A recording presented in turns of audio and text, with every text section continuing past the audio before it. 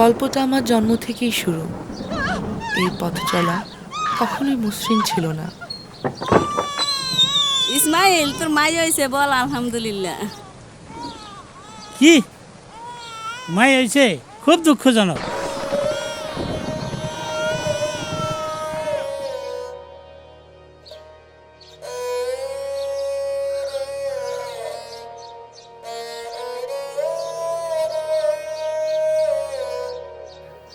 বাবা মায়ের স্বপ্নকে কাঁধে নিয়ে স্কুলের পথে প্রথম দিন পা বাড়াতেই কি ইসমাইল, মায়ের হলে কই দিতেছ?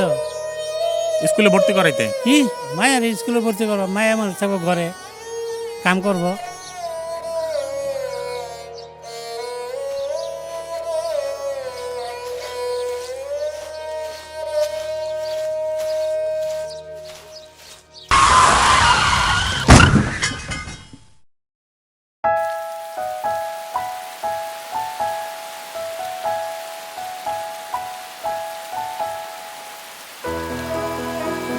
একে তো মায়া মানুষ, তার উপর ল্যাংড়া। বাচ্চা থেকে লাভ কি?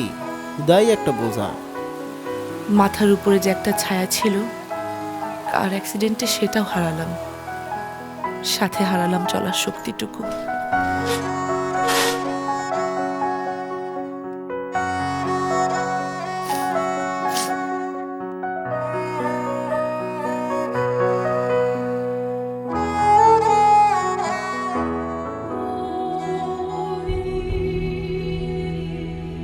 এত মন খারাপ করে থাকলে কি চলবে? তোমাকে অনেক বড় হতে হবে।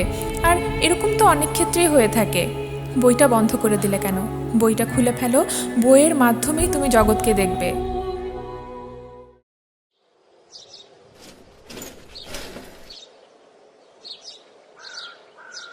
মা, কালকে তো আমার এই সেমিস্টারের ফিস দেওয়া লাগবে। গতবার একটা তো ধার করে দিলাম মা, এবার একটা কোত্থেকে দিব?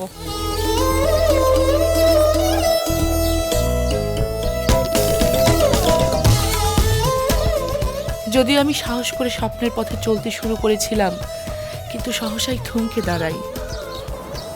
স্বপ্নগুলো ছুড়ে দিই বাতাসে।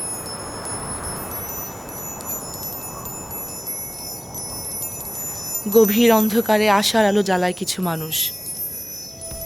ঠিক তখনই আমি বুঝলাম, স্বপ্ন ছুঁতে আমার আর কোনো বাধা নেই।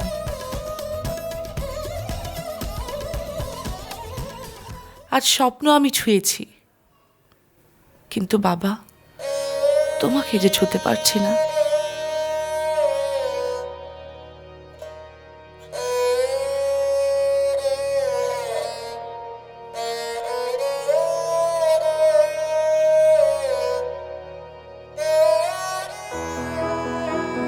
শতবেদনা বুকে নিয়েও এগিয়ে চলছে আমাদের নারী।